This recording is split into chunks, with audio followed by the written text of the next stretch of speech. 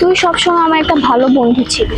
কলেজের মধ্যে তোকেই আমি আমার ভালো বন্ধু হিসেবে দেখেছি।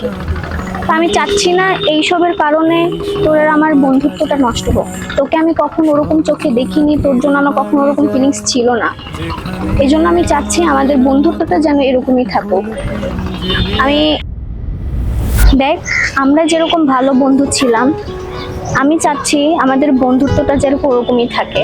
এর বাহিরে আমি আর পারবো না, আমার পক্ষে আর সম্ভব না।